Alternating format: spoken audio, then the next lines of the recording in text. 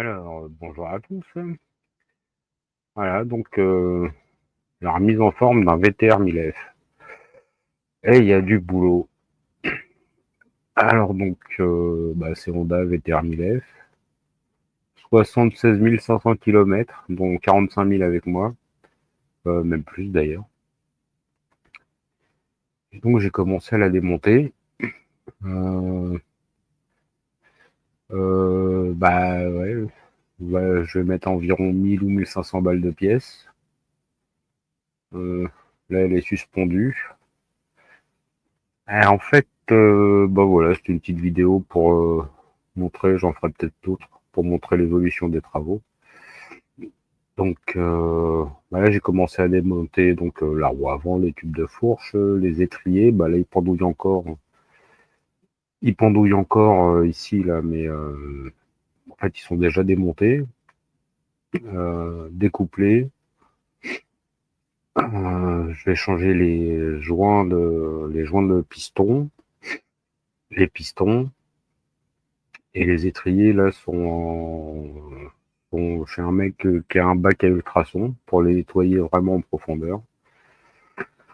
Euh, donc, qu'est-ce que je dois faire sur la moto? Je dois faire les roulements de colonne de direction, la vidange de fourche, les spies de fourche,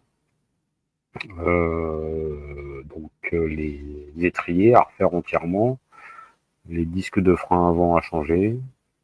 Euh, Quoi d'autre? Les entretoises de roues avant à changer, les roulements de roues avant à changer, les spies de fourche de roues avant à changer, le filtre à air, les bougies, vidange, filtre, le liquide de refroidissement, je l'ai déjà changé, mais je pense que je vais être obligé de le rechanger. Euh, ouais, c'est déjà pas mal et c'est en fait ça fait pas mal de taf, mine de rien. Alors évidemment, quand on est tout équipé, c'est assez facile. Enfin, ça se fait, de toute façon, c'est pas, il y a pas ça se fait facilement. Et le problème, c'est que par chez moi, il y a des routes assez boueuses, il y a souvent de la terre. Et en fait, c'est une moto qui est super salissante. Il y a de la boue qui se met un peu partout. Et c'est assez galère de ce côté-là. Et quitte à faire des gros travaux dessus, autant la nettoyer aussi, quoi, au maximum en profondeur. Donc, il va y avoir du démontage qui n'était pas prévu. Et peut-être du changement de pièces qui n'était pas prévu. Donc là, j'ai enlevé les carénages, le réservoir, la boîte à air, la fourche, la roue. Donc ensuite, voilà, garde-boue, carénage. Euh, voilà, et ça en parlant de crasse, du coup, là, c'est vu de l'avant, entre les tubes de fourche. Et donc là, c'est l'emplacement de la fourche, donc elle est plus là. Ça a rouillé, donc je vais essayer d'enlever la rouille. Je vais essayer de nettoyer tout. Il faut que je démonte le T de fourche qui est là. Et je vais surtout essayer de tout nettoyer en fait, pièce par pièce. Ça c'est le radiateur d'huile qui a pris, qui est plein de boue aussi. Bon, alors refroidi quand même, mais ça c'est les deux radiateurs d'eau. Euh, c'est pareil, il faudra nettoyer tout ça, astiquer tout ça, que ça prise un petit peu. Donc c'est compliqué. Enfin c'est compliqué, c'est long. Donc ça c'est la roue, la fourche, l'axe de roue, les deux disques d'origine, les disques adaptables. Alors les disques adaptables, c'est toute une histoire. Ils font 150 grammes de plus que l'origine pièce. Donc je vais rajouter 300 grammes sur la roue avant. Donc ça, ça me gonfle un peu, ça. C'est 300 grammes d'inertie. Au freinage, c'est 300 grammes de plus à freiner en inertie. En termes de maniabilité, d'effet gyroscopique, c'est bon, c'est assez moyen. Sur le papier, c'est moyen. Après, à rouler tous les jours, faut voir. C'est peut-être pas très gênant, je vais peut-être pas trop le sentir, mais un peu emmerdant quand même. Enfin, sur le principe, ça m'ennuie. Voilà, et puis ça, c'est la crasse qui s'accumule avec les années. On a beau la nettoyer. Si on démonte pas les pièces, en fait, on peut pas les nettoyer vraiment. Et, ça, c'est le. J'ai mis ça, c'est avec du WD-40 pour dégager la rouille qui s'est collée. Bah, c'est de la rouille de surface, c'est pas méchant, mais la rouille qui s'est collée au niveau du thé de fourche. Euh, voilà, vu du dessus. Ouais, il y a de la crasse de partout, en fait. Il y a de la poussière partout. C'est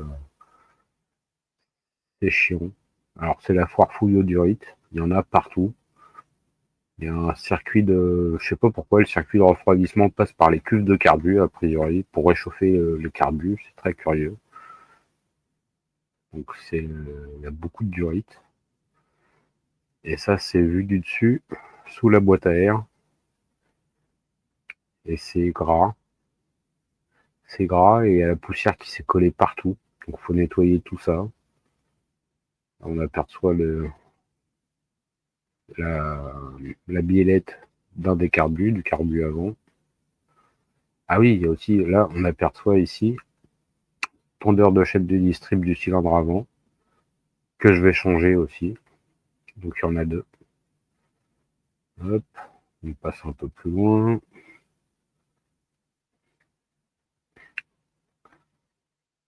Voilà, ça, c'est le disque d'origine. Et le problème, c'est qu'il y en a un qui est voilé. Donc, faut le changer. Alors, ils étaient jolis. Et du coup, les adaptables, c'est ça. Donc, c'est plutôt moche. C'est plutôt moche. Ah, c'est du glycine hein, quand même, mais c'est moche. Et ça fait 150 grammes de plus, quoi. C'est quand même dommage. Bon, après, c'est à 150 € de moins.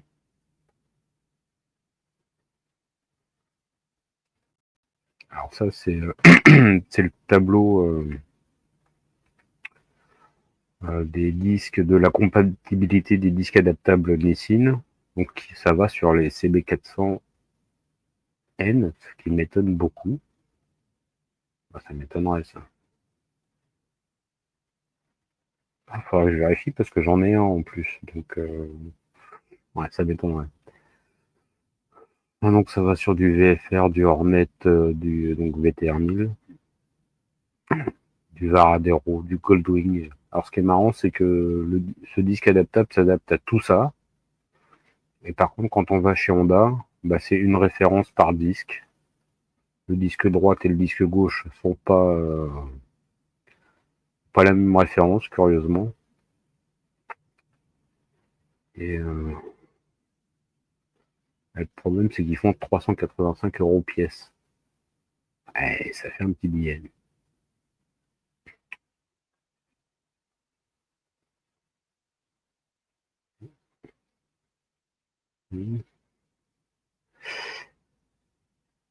Et du coup, pour un VFR, donc le disque adaptable va sur un VTR 1000 comme sur un VFR 800.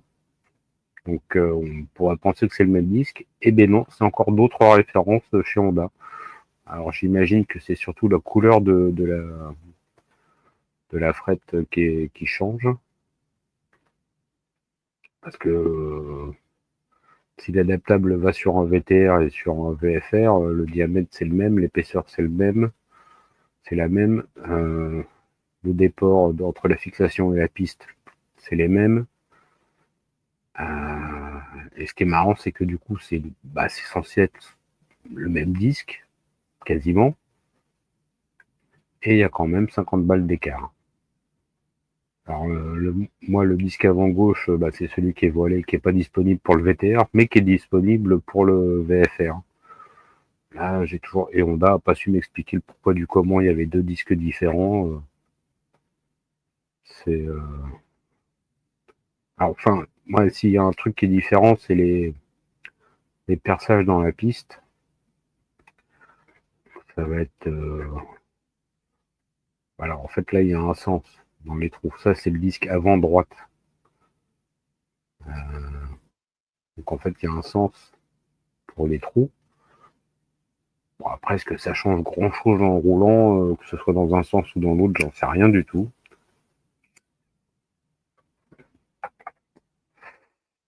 Et j'hésitais à prendre 2 disques droits, parce que esthétiquement, ça se verrait pas trop. Mais bon, comme j'ai déjà les disques adaptables, bon, c'est emmerdant. Euh,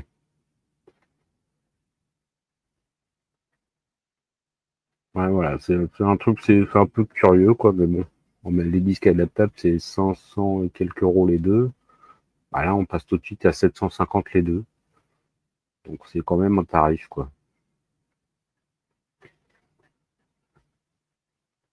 Quoi d'autre? Alors, on va passer à la page 2. Hop.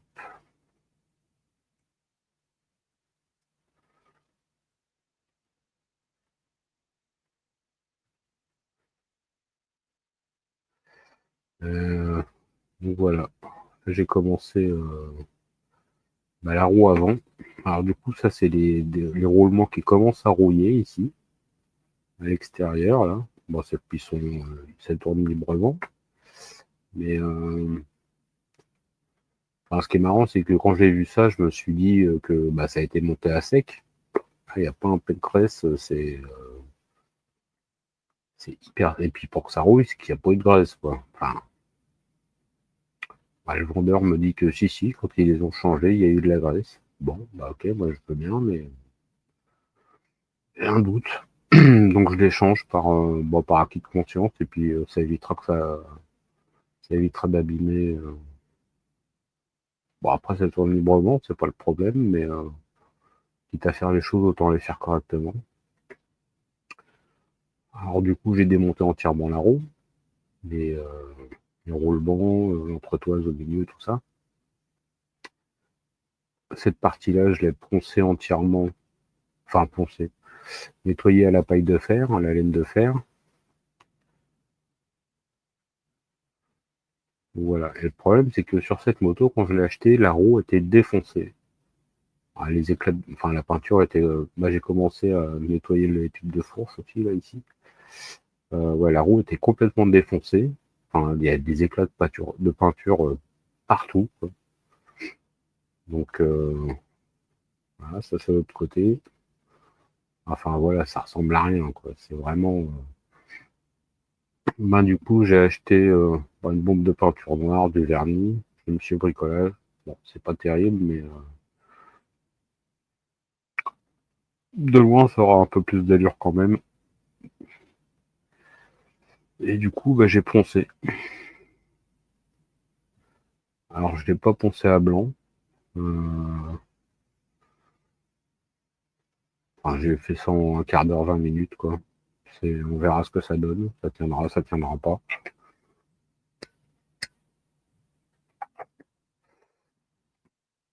Et puis, poncer, souffler. Ici, on voit que c'est quand même nettement plus propre en ayant été nettoyé à la paille de fer, à la laine de fer plutôt. Euh, donc, poncer, souffler, dégraisser à l'acétone, masquer, ruban, enfin au scotch de masquage de peintre en fait. Hop, découper le bord, hop, découper ici assez propre, plus ou moins proprement, pour pas foutre de la peinture partout. Et voilà, ça donne ça. Et bon, là, c'est pas encore sec. Je venais juste de la peindre. Euh, Demain, une deuxième couche. Après-demain, vernis. Après-demain, revernis. Et puis, on verra ce que ça donne. Et puis, je ferai peut-être. Ouais, je sais pas si je vais faire des vidéos de ça. Là, c'est des images que j'ai fait, que j'ai postées sur un forum euh, de Honda. Euh, enfin, voilà, quoi. Un peu de bricolage. Donc, la bécane, elle va pas rouler pendant un petit moment, mes mères. Je sais pas combien de temps ça va me prendre, parce que si je veux faire les choses correctement, bah, ça va prendre du temps. Il va y avoir pas mal de démontage.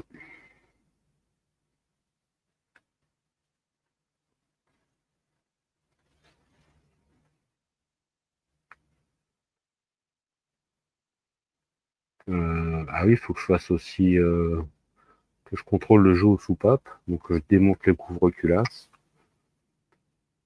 Et hop, couvre-culasses qui sont ici. Et bon, là c'est un circuit de. Il me semble que c'est un circuit d'anti-pollution, ça. Parce qu'il y a un autre niflard à côté. Donc ouais, il y en a pour un moment. Ah, pareil, ouais, je sais pas, les durites comme ça dans cet état-là, mais c'est. Ah, ça pique les yeux quand même, hein. Puis c'est pareil, en démontant les têtes de fourche pour changer les roulements de colonne, bah, un petit coup de peinture, ce serait pas mal. Donc voilà, j'en ai pour quelques semaines de boulot quand même. Surtout que je fais pas ça à plein temps. Donc, donc voilà.